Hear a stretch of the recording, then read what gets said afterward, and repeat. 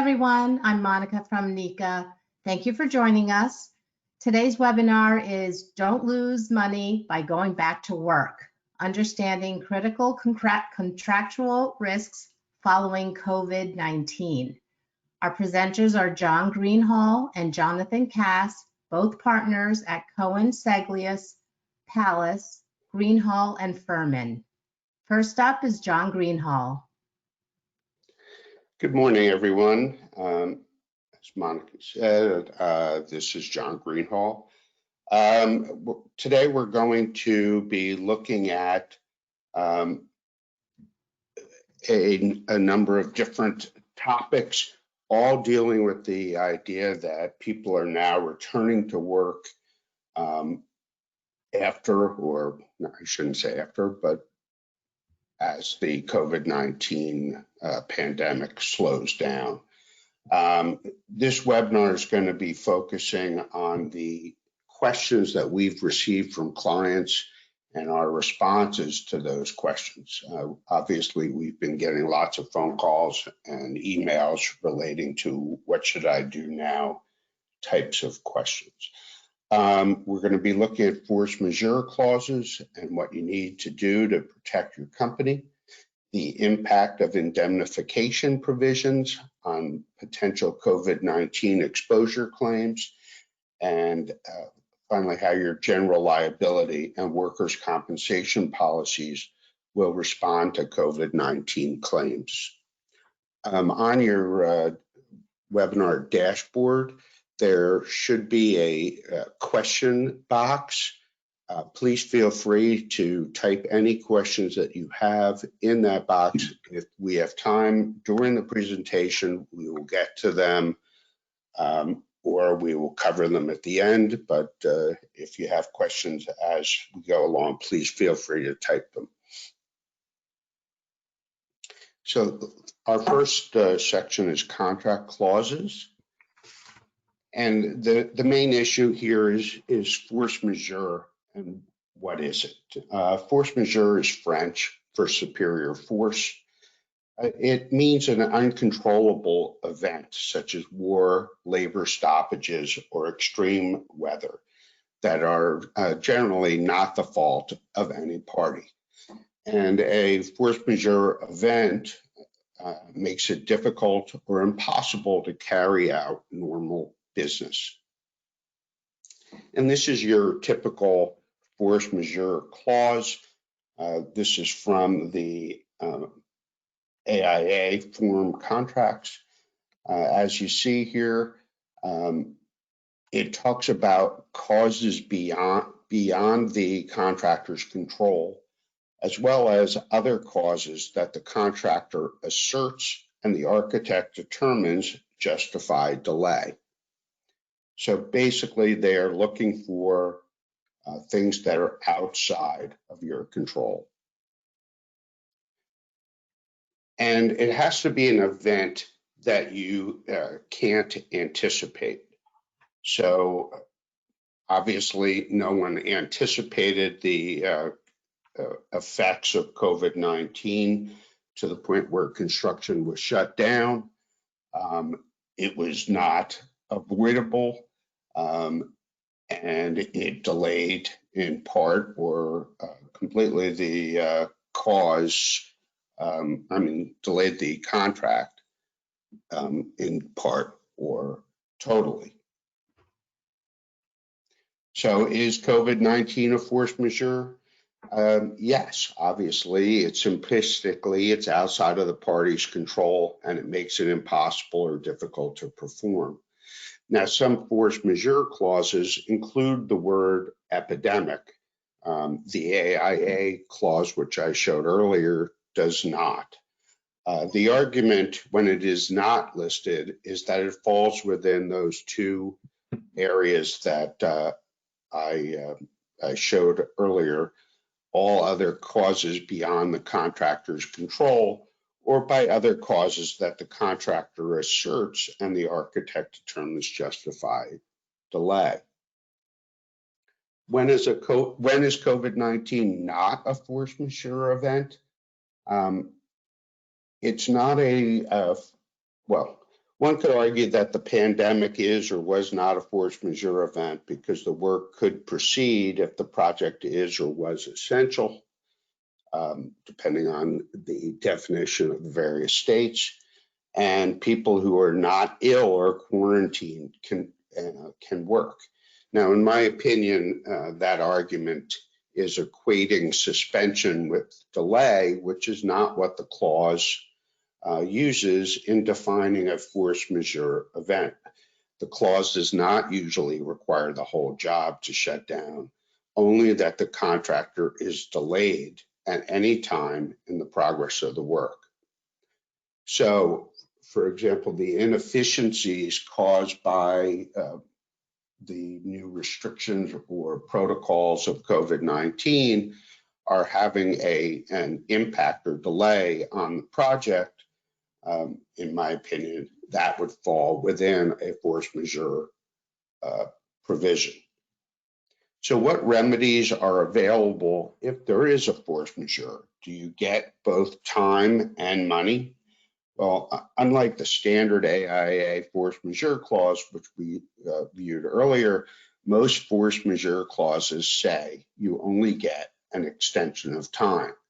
So when you're reviewing your contracts, if you see in the force majeure clause anything like the sole remedy, or in no event shall the contractor be entitled to any compensation or recovery of any damages in connection with any delay, those are what we commonly refer to as no damage for delay clauses. Now, are these no damage for delay clauses enforceable? In some states, like New York, this clause is strictly enforced.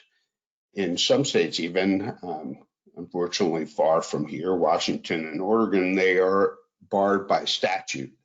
But in most states like New Jersey and Pennsylvania, there are court-driven exceptions to no damage for delay clauses. So these exceptions include active owner interference, wrongful conduct, an unreasonable duration of delay, and the type of delay not within the contemplation of the parties at the time of contract. Now, the last one is the most important for the topic of this conversation because if you are entering into contracts now, as opposed to prior to the shutdown, your right to rely upon the force majeure clause basically is diminished significantly because, one, any impact should be within the contemplation of the parties, and two, if you remember our definition of force majeure, such a delay is anticipatable by you as construction restarts.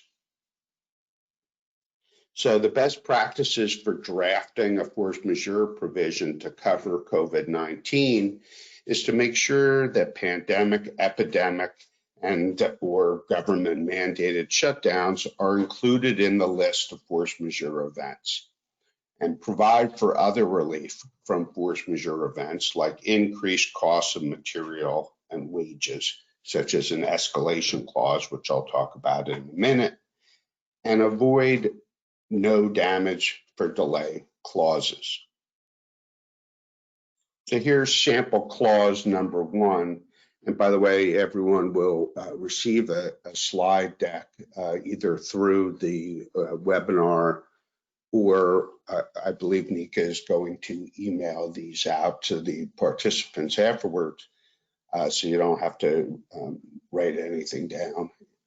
But under sample clause number 1, you will see at the top that you're entitled to an equitable extension of the contract time. I've added in epidemics, pandemics, adverse governmental actions in the list of items which constitute force majeure events. And at the bottom, I added in that you will be entitled to an equitable adjustment in the contract price. You should also make sure that your contract contains an escalation clause. You see this in a lot of road building contracts because the states tend to recognize that the price of asphalt goes up and down fairly regularly.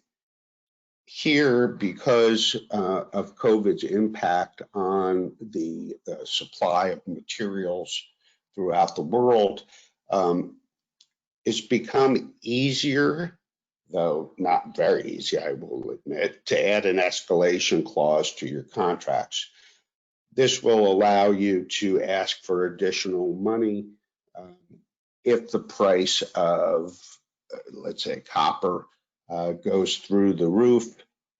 You can go to the owner or the GC and say, listen, I have an escalation clause. The price has gone up in excess of 20%. I would like a change order. When you make that argument, they'll come back, well, with the price of fuel, it has dropped significantly, so we want a credit for that or something of that nature. But it is better to have such a clause than not. So what do you do if your project is progressing now? So the essential questions before returning to any project are, how do you keep the workers 6 feet apart? What do you do about increased absenteeism? Who pays for the personal protection equipment or PPEs? Are you entitled to an extension of time? Are you entitled to extra costs like extended general conditions? And what do you do if you can't work safely? Hopefully, I'll be able to answer all of those questions. So one of the first things you should do, here's an unabashed plug of my law firm, is go to this website. Here you'll find a number of articles on COVID-19, as well as form letters that you feel free to use after modification to your specific circumstances. The number one issue on any project that is progressing is to keep your people safe and to keep other people safe. So you need to follow the CDC and OSHA guidelines, any state guidelines, local guidelines, etc. Now, if the project cannot follow the guidelines and you feel it is unsafe to proceed, notice is your friend. That is the most critical aspect of your contract, is to look at what the notice requirements are in your subcontract or your prime contract with the owner. If a owner requires you to continue to perform work even though it is unsafe, it's important that you seek indemnification, which my partner John Cass will talk about at the second half of this webinar. So what to write if the conditions are not fixed? Again, this letter is available online, but it is important that you be proactive. If the project is not safe, you need to tell the contractor or owner what specifically is going to happen and how that's going to affect the schedule on the project. We have made suggestions to our clients who are subcontractors that they notify people that they're going to decrease the number of people in their workforce, refuse to work in areas where the 6 feet social distancing rule cannot be honored, demand a reasonably revised written schedule, especially on projects where the shutdown, the contract was entered into prior to the shutdown, a new schedule is going to be necessary, or it's going to constitute a fairly rapid acceleration of the project to meet the prior contractually required substantial completion date. Either way, a new schedule has to be issued. Otherwise, it's just going to be a panic with everyone stacking on top of each other, and the 6 feet social distancing rule will not be honored. The other issue is limiting elevator use. If everyone shows up at the job at the same exact time, and the local rules require temperature taking, for example, you're going to have a significant delay in manning your project. So what you need to do is to figure out with the general contractor and owner the ways to stagger your workforce so that people come in at different times to avoid that limitation. If the issues with unsafe practices continue, you should suspend work until safe work conditions can be provided. You really do not want to put your people at risk. The other thing to point out in this notice is that you're notifying the owner or GC that this method of working is going to create inefficiencies, that you're going to have a cost impact as well as a schedule impact, but that it is impossible to know exactly what those impacts are at this point. While you're saying that you don't know now, later on, you should be notifying the owner or general contractor exactly what costs are going to be incurred as you're going forward. So, for example, if you are having a PPE requirements on the project, and there's a cost to that you want to recoup, and you don't know how long you're going to be wearing PPE, you should put them on notice initially that there will be a cost. And then as that cost is incurred weekly, monthly, whatever the owner or GC requests, you should be advising them of what those costs are.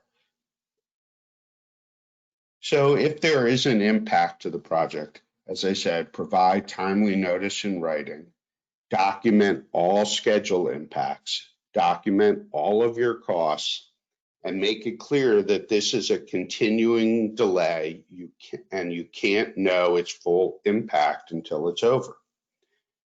Promise open communication. To me, that's the key now and should be the new normal for any construction project. You should be constantly asking the owner or the GC to have a meeting virtually, hopefully, where you discuss what the impact of COVID-19 has been on the project to date, what it will be on a regular basis, and keep minutes of those meetings and use that as part of your notice process. At the same time, you need to mitigate your damages so that if there are ways to work that are less inefficient, you need to take those steps to work in that manner. So again, for example, if an employee is out sick with COVID-19 and is going to miss at least 2 to 3 weeks of work, you can't just say I'm inefficient because I'm one man down. You need to be able to show that you took all steps to find a replacement employee who could take that other employee's workload and keep the project running. But again, going back to the notice, preserve your rights, read your contracts, make sure that you know what the notice requirements are, and do the best that you can in sending those notices. So notice requirements include claims for money as well as claims for time. Don't forget, if there's a time impact, to send that notice as well, even if there is no cost associated. Critical that you know what the contract and the prime contract require. If you do not get a copy of that prime contract, you're doing yourself a disservice, because the majority of the time, the vast majority of the time actually, the prime contract is incorporated into your subcontracts, and you are obligated to know what is contained within that prime contract. So let's talk about these notice provisions. You should avoid notice provisions which require notice within a short period of time, 24 hours. Anytime you see hours, you should try to change that to at least business days. So if it says 48 hours, change that to 2 business days. It's an increase, but a bare one. You could instead ask for 7 days and settle on 5 days. If you don't ask, you don't get. And you'd be surprised at the number of general contractors or owners who do bend on the notice requirements. Also, avoid notice provisions which require the full amount and the scope of the damages. Just yesterday, I was dealing with a client who the general contractor on the job said, your notice that you sent back in March is invalid because it did not include the full amount and the scope of the damages.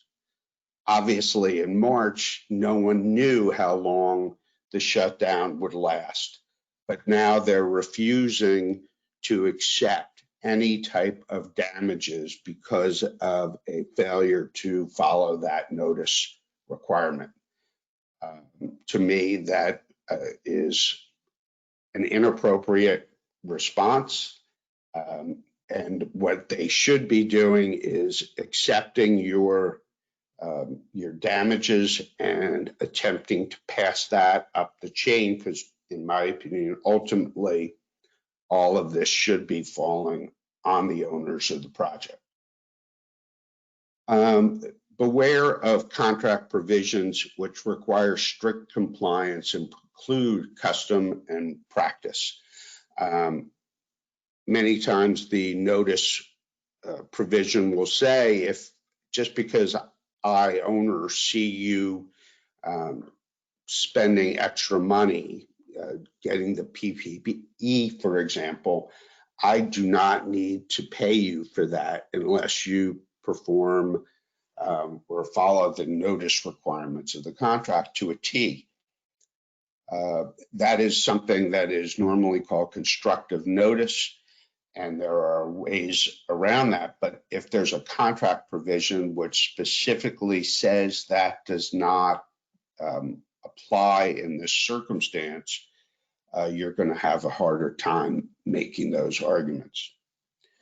And finally, as I said, know what the prime contract requires. So again, for example, if there is a situation where you're required to put the GC on notice in order to give them at least 2 days under their contract to notify the owner, if they have to notify the owner within a day and you have to notify the GC within 2 days, you're running into an extreme time crunch, because you have to do it within 2 days of 3 days of the event.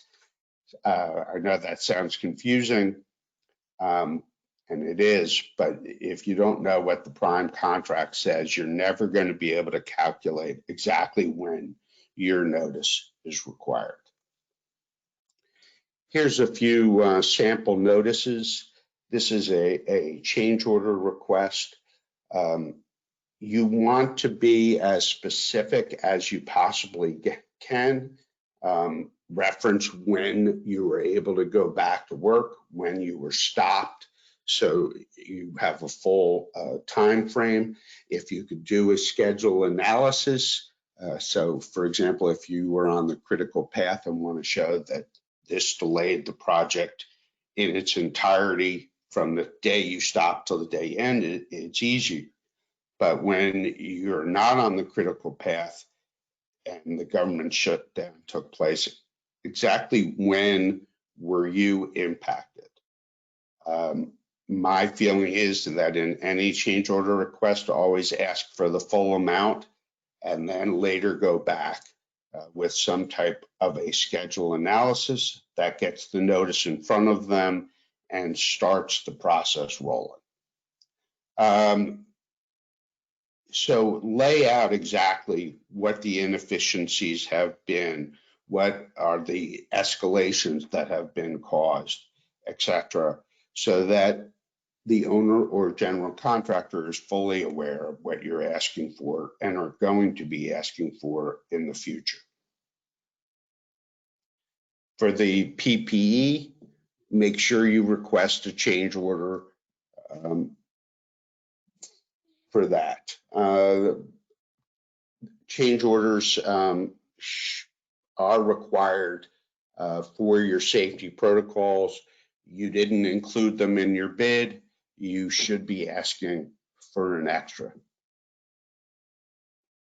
Once the actual delay is completed, as I said, you're going to need to do some type of a schedule analysis that'll show when the substantial completion date for your work was extended out to. Without that, you're going to have a difficult time recovering, and it's always my suggestion that that all of the parties work together, all the subcontractors on a job, etc., work together to hire a scheduling consultant so that the cost of that is spread out. Here, we're giving a sample list of the types of impact costs that you should be looking at and considering in your change order request. These are basically general condition costs in the first few slides, but as you go forward, there are staff that had to stand by due to the uncertain duration of the impact. You should, if you were paying those people and there was no other work that could be performed and you had no idea when this suspension was going to be lifted, those are things that you should be asking for the GC and owner to pay. So the next thing is to know what happens when an owner or general contractor put a document in front of you at this point saying, here, sign this, we're going back to work. This is our COVID-19 plan. Many of those documents contain releases and waivers of your rights to date. So you need to read those extremely carefully and make sure that your attorney has looked at them, and this then continues during the course of the project. So anytime you have to sign a release of liens or a waiver, even those submitted with your payment applications, many of those documents contain provisions that the contractor waives all their claims up to the date of the payment application. Read them carefully. Once you sign that, you have given up all of your rights to any change orders, even if you have put the owner or GC on notice. We're all rushing back to work. We're all happy to get back to work. We're all waiting with bated breath for our next payment, but there's no such thing as duress. When you sign those releases, you give up your rights. So here's a monthly release, and you'll see that you're releasing all your lien rights, but later on, you're releasing everything that you have by way of rights, claims, demands, and damages associated with the project through the date of this release. So it's whatever you have had, now have, or ever will have. Once that's signed, you're giving up your rights. So you need to revise those monthly releases and include as much detail as you can so that the third party understands what you're reserving. So we give a provision in the document, in the slide deck, on what you should write relating to this issue. Change orders also contain releases, and you should avoid that by adding this type of language, saying that this change order specifically excludes all delays, disruptions, and inefficiencies. So with that, I'm going to give the control of the webinar over to my partner, Jonathan Cass. John? Good morning, everyone. I wanted to, a lot of questions we've been receiving from clients has to do with the impact of a potential COVID-19 claim on indemnification obligations that have been assumed either by subcontractors and their subcontract, or by GCs and their contract with the owner. And how is this likely going to happen, both from a contractual standpoint and importantly from an insurance coverage standpoint. So I'm going to talk a little bit about indemnification along with some kind of background on it so we're all on the same page. I'm going to talk about likely insurance coverage for these types of risks. And then we're going to talk briefly about workers' compensation claims and whether or not these claims are, COVID-19 claims are going to be covered, and the potential for tort claims being made against companies whose employees or subcontractors' employees have been exposed and have gotten sick. So just so we're, as I said, on the same page, I'm going to try to advance the slide. And John, that slide is not advancing. If you want to help me with that.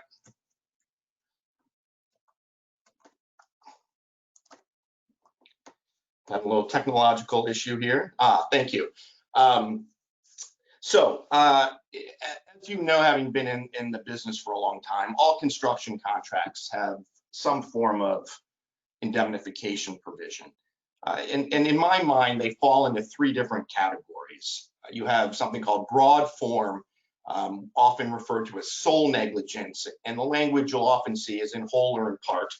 You have intermediate form or partial negligence, which is language is in part, and then limited form, which is for vicarious liability only. And the general concept here is that an indemnification provision requires one party, and we're going to use the subcontractor general contractor context in which the risk is being pushed down from the GC to the subcontractor. So an indemnification provision generally requires one party, the subcontractor, to indemnify another party, the GC, for third-party personal injury or property damage claims arising out of subcontractors' work. Next slide, please.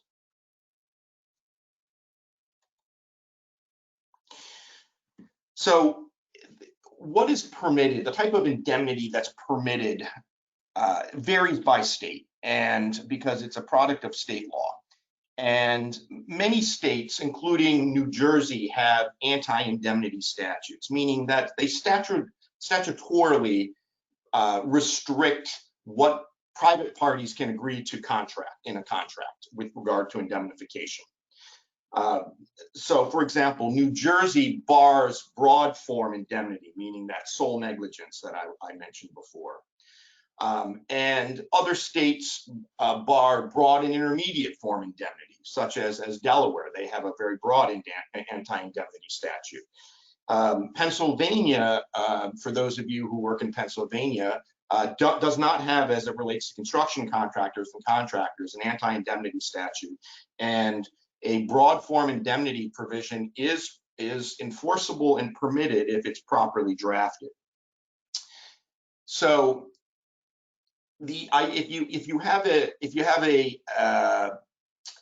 a restriction by statute with regard to indemnification, what it's doing is it's in the broadest form, there's no indemnity for a party's own negligence, meaning that a GC can't require a subcontractor to indemnify the GC for the GC's own negligence. That's not the rule in New Jersey. In New Jersey, as I said before, they ban broad form indemnity, but they permit intermediate indemnity and limited form indemnity. John, next slide, please.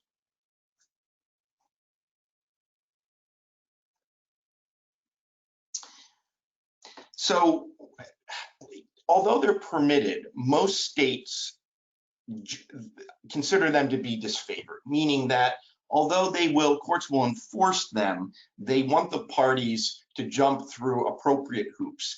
And what does that mean? Well, it means that the provision needs to be clear and unequivocal to be enforced, meaning that if you want someone to indemnify you for your own negligence, then you damn well better say it clearly in the contract. And that's how that's the rule in Pennsylvania, that's the rule in New Jersey. However, notwithstanding that being the rule, the clear and unequivocal, they're kind of all over the place when applying this standard. So what does that mean? Well, what's enforceable in Pennsylvania may not be enforceable in New Jersey.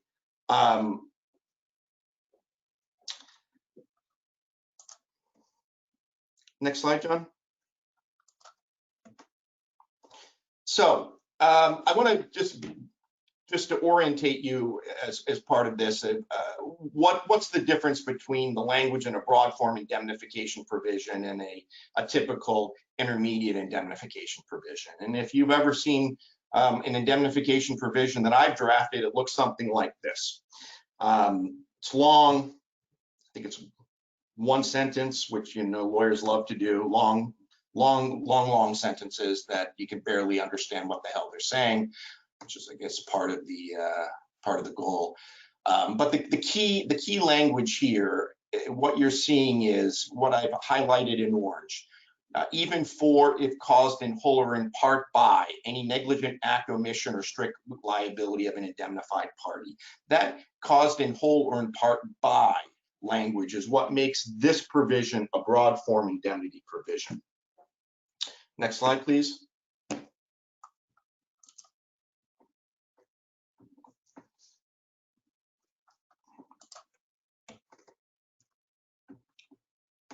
think we went too far there. Okay, a typical intermediate form indemnification is, as you'll see, it's almost identical to the last one I showed you, other than some key language here in orange. Rather than saying if caused in whole or in part by, which is the magic language for broad form indemnity, we have if caused in part by. And just the leaving out of the whole changes this from a broad form, or the most expansive type of indemnity that requires a subcontractor to indemnify the GC, even for the GC's sole negligence, to intermediate form, meaning that you're only going to, if you're a subcontractor, you're only going to need to indemnify the GC if they're found to be in part or partially responsible for whatever the claim is. So part and parcel of indemnification is something called the waiver of workers' compensation immunity. And this is important background that you need to understand why it's in indemnification provisions. If you're a general contractor, what you're really concerned about in terms of your exposure and what you're seeking indemnification for as a general rule is claims brought by subcontractors' employees. So subcontractor employees not tied off, takes a header off the roof, falls off some steel, and is injured. That employee's sole remedy as it relates to his employer is through the state's workers' compensation system. What does that mean? It means that the employee, and we're going to talk about, there's some exceptions to this, but generally can't sue his employer in tort, meaning file a personal injury suit in court against his employer as opposed to bringing a workers' compensation claim. Also, because of this sole remedy concept, the employer can't be joined as a defendant if the employee files suit against, for example, the owner or the general contractor. So not only can't the employee file suit in tort or in negligence in court, but it also, if it ends up suing the general contractor and the owner, which the employee is permitted to do, absent a waiver of workers' compensation immunity, the owner of the GC can't drag the subcontractor or the employer into that lawsuit. The employer subcontractor is considered to be immune from suit. Next slide, John.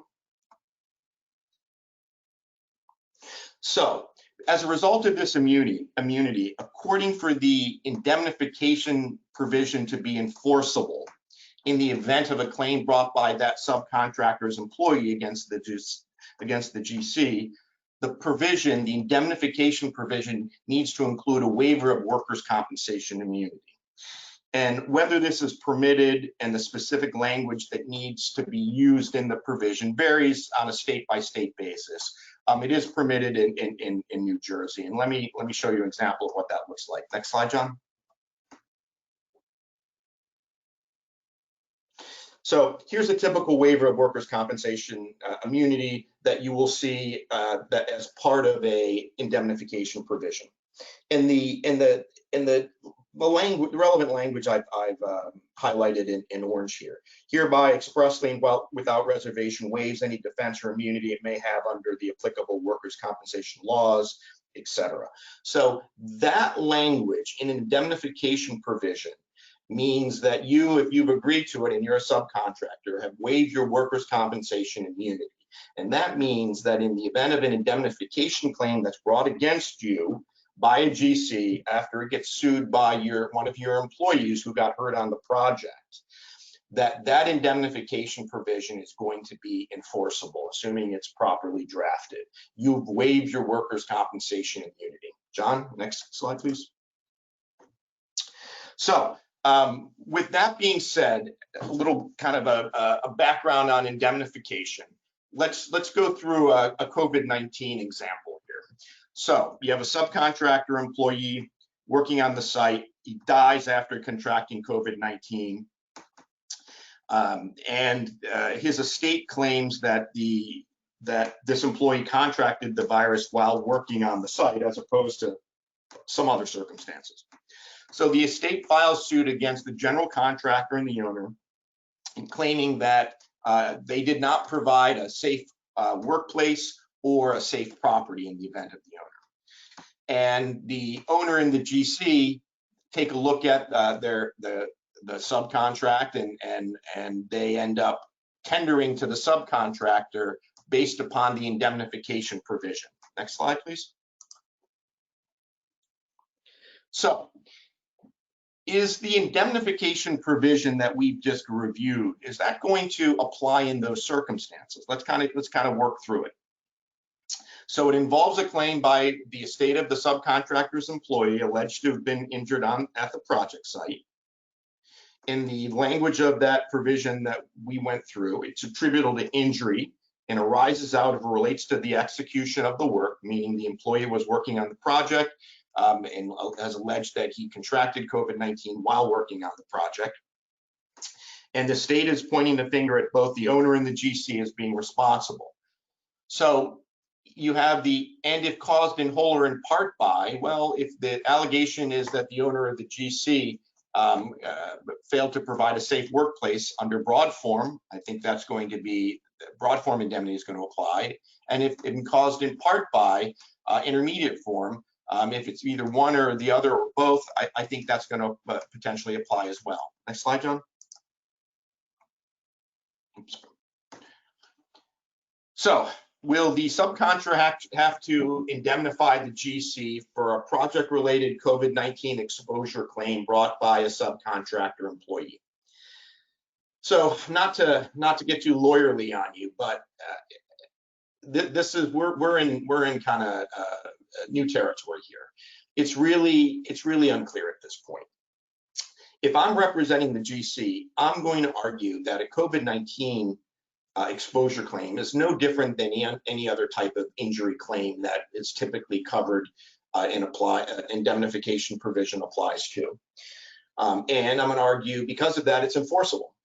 If I represent the subcontractor, I'm going to argue that a COVID-19 claim was simply not contemplated by the parties at the time of contracting. John kind of raised this issue in his discussion concerning force majeure and the fact that you know, it's kind of hard to think about this, but 2 months ago or 3 months ago, didn't understand that we were going to have a pandemic and the impact that a pandemic was going to have on construction and potentially on injury claims, especially once construction restarted. So what do I think is going to happen? I think we're going to see rulings both ways. And the courts will not enforce the provisions. I think it's really, I think I'm sort of waffling on that issue. I think that you're going to really have some courts that do enforce it and some that don't. But I think that there's going to be generally courts are going to not want to enforce it because it really wasn't contemplated by the party. But we'll see. I think time will tell on this type of thing.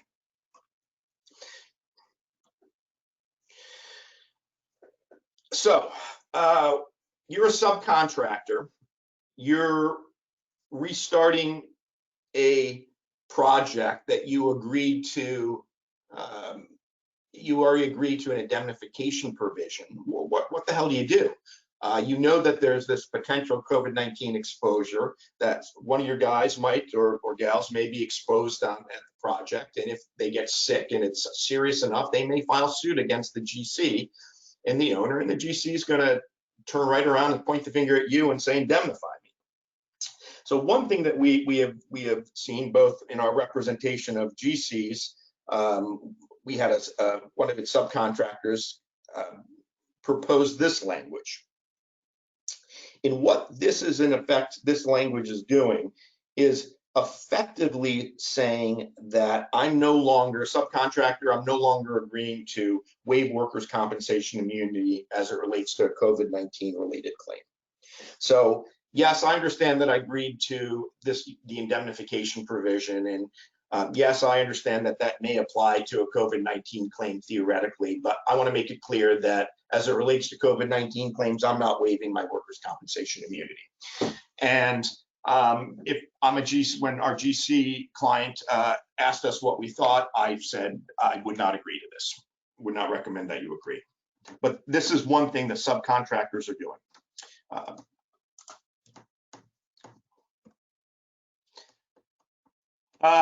So let's move quickly to the concept of whether there's going to be insurance coverage for this type of indemnification claim. I always look at risks in two different ways. One is it insurable? Is it likely going to be picked up by my client's insurance carrier? Or am I going to be paying out of pocket for this? Because those are drastically different risks. And you look at, I think, assuming those risks differently. One that's insured, I'm a little less worried about. One that's uninsured, I'm very worried about. So in getting back to our scenario, we have a subcontractor dies, the state files suit against GC and owner. The subcontractor receives a demand from the GC to defend and indemnify the GC for that claim. What do you do as a subcontractor? Once you get that, you send it to your agent and broker and you request that the claim be reported to your CGL carrier. Now, hopefully, if your carrier has done a good job, you're going to have this covered under your general liability policy. Let's talk about that. So is there going to be coverage under a GL, your general liability policy for a COVID-19 claim. Let's kind of examine some of the likely exclusions that may apply. Just sort of as a threshold matter, a CGL policy provides coverage for bodily injury and property damage that's caused by the negligence of the insured or the subcontractor in this situation in its operations, its construction practices. And it typically provides coverage for contractual obligations for bodily injury claims. And again, this goes to making sure that you're insured generally for contractual indemnification claims under your GL. And if your agent and brokers doing what they're supposed to be doing, you are insured. So what are the exclusions that a carrier might look to once you tender to that to your insurance carrier and you say, hey, I need you to defend and indemnify me against this contractual indemnification claim? Well, there's something called an expected or intended exclusion in the policy, and I don't really see that. I think that they may try to rely on that, but I don't really see it being applicable. But it goes to the issue of the importance that projects have COVID-19 specific safety requirements, in that you are providing PPE to your employees, that they're instructed on proper safe work practices consistent with OSHA and CDC guidelines. There's also a pollution exclusion in a policy, but it doesn't encompass the virus. So I don't think the pollution exclusion is going to apply. And then you have the bacterial and fungi exclusion, which are almost in every general liability policy. Again, those weren't written to encompass viruses. It's really bacteria and fungi. It's the sort of mold issue, not viruses. You might have been reading a lot of news about business interruption claims and property policies having virus exclusions, which they do. But that same virus exclusion that you see in property policies has not, at least right now, made it into CGL policies. I think that may change over time, though. So is there going to be coverage for that indemnification claim under your GL policy? Again, unchartered territory. But I expect that carriers are going to defend COVID-19 claims, and they're going to do so under a reservation of rights. And a reservation of rights is when they say, well, yeah, we're going to defend you and we may indemnify you, but we think that there may be some coverage defenses that we have in our policy. But the importance is they hired the lawyer to defend you because that's really expensive, and you want them to do that. As I just said, I think that the industry, as a result of this exposure, may be adding virus exclusions endorsements to CGL policies. So on your renewals, that's definitely something you need to pay attention to and discuss with your broker. I think that the number of these types of claims, meaning these COVID-19 exposure claims leading to tort cases, is really going to be limited by proof issues, because how do you prove that someone was infected while at the project site, as opposed to, you know, grocery shopping or getting gas or picking up some lawn care products at Lowe's? So I think you're only going to see the cases that are you have long hospitalizations or deaths, meaning high exposure cases. Now, when we were talking before, I mentioned that the employee who's exposed, his sole remedy, at least against his employer, is through the workers' compensation system. And so if the employee is exposed, will he be able to bring a comp claim, and will he receive benefits under the comp system? Well, anybody can bring the claim. Nothing prevents the employee from bringing the claim. The real issue is whether there's going to be a finding that the exposure is related to work. Workers' compensation laws provide compensation for occupational diseases that arise out of or in the course of employment. Think of exposure to asbestos, maybe. Think of silica is now a big thing. Hearing loss, things like that.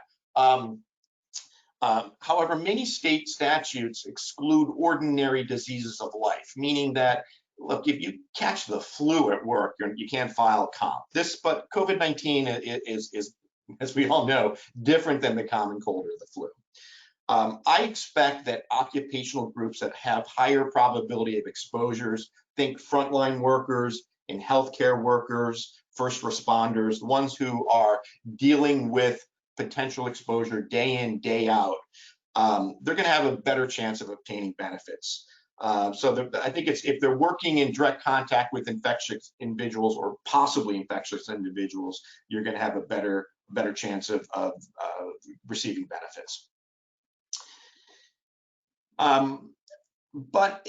So how is it going to play out in reality? I don't know. As a general rule, though, and as employers, I'm sure you're aware of this, most workers' compensation systems, at least I know in Pennsylvania and New Jersey, are pretty claimant friendly, meaning that if anybody's going to get the benefit of the break and get benefits, it's usually the employee. So they may be, I think that the systems are going to be inclined to find injuries compensable if it's a close call, especially when you have serious illness with hospitalization or death. And there's some legislative discussions in various states as to whether they're going to address the compensation issue through workers' compensation system legislatively. And I have a little note here, a little link for the NCCI website, which will provide that information for you and is quite helpful.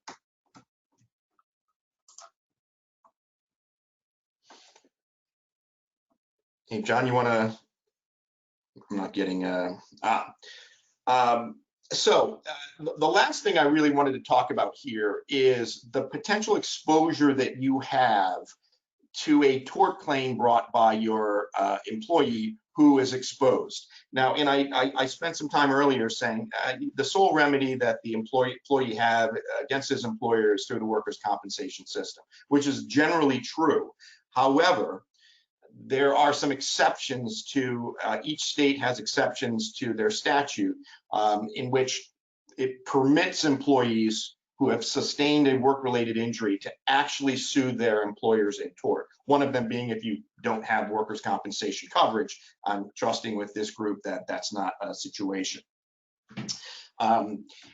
So in Pennsylvania, I never see suits based upon an exception to workers' compensation, and we'll talk about why. I occasionally see it in New Jersey. And I've actually had a number of these which I have defended, and I'll talk a little bit about that. John, if you could advance that for me. The two main exceptions under Pennsylvania law are lead exposure, when there was a case with fraudulent misrepresentation which led to the aggravation of an employee's pre-existing condition. Really not the circumstances of what we're talking about here with COVID-19. There's also this personal animus third-party attack, which is not relevant to our circumstances.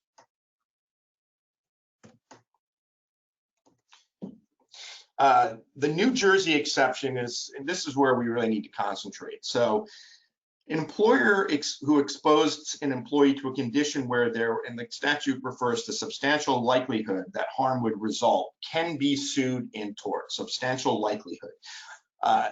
Over the last 15 years, the case law coming out of the New Jersey Supreme Court have restricted the type of conduct for which an employer can be found liable under the substantial likelihood situation, meaning that it's become much harder to win these types of cases.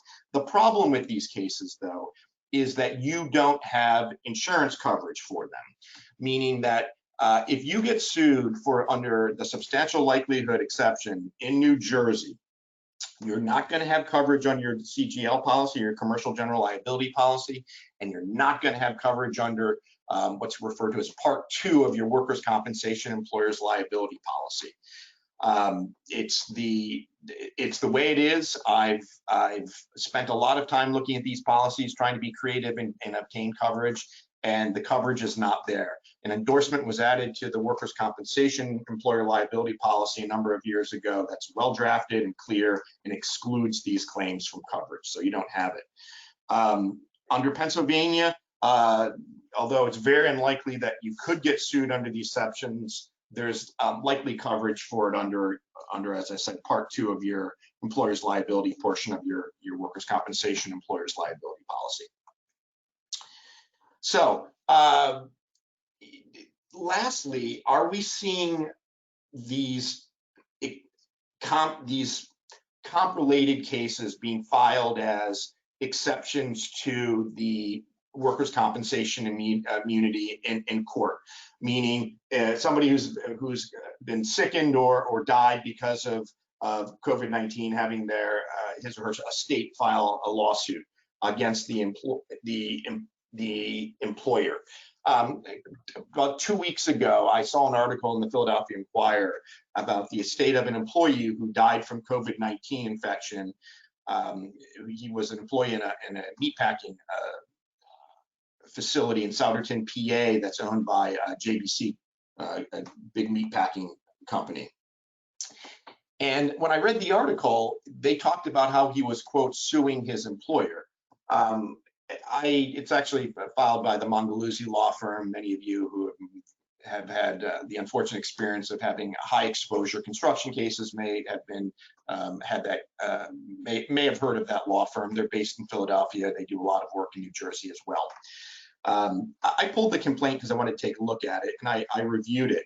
And although many entities were sued, the complaint doesn't state which entity was the employer, and there's no claim that appears in the lawsuit based upon exception to workers' compensation immunity. So although this suit has been filed arising out of a COVID-19 infection and may include his employer, they sued a bunch of other companies as well that kind of revolve around the operation of the meat plant, but they're not specifically suing the employer under the exception.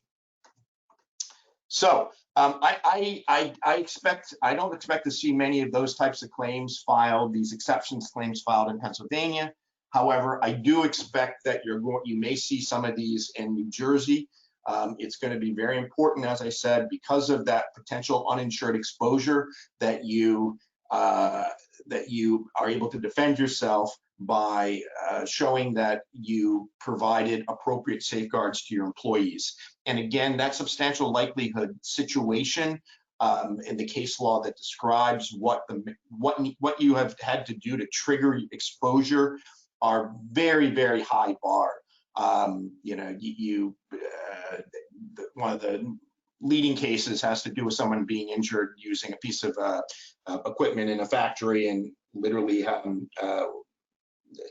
sustained a gruesome injury, and the facts had to do with employer told him to take a guard off the machine. He didn't want to use it.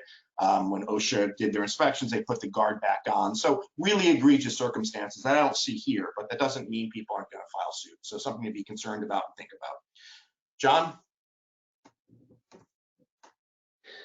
Thanks, Jonathan.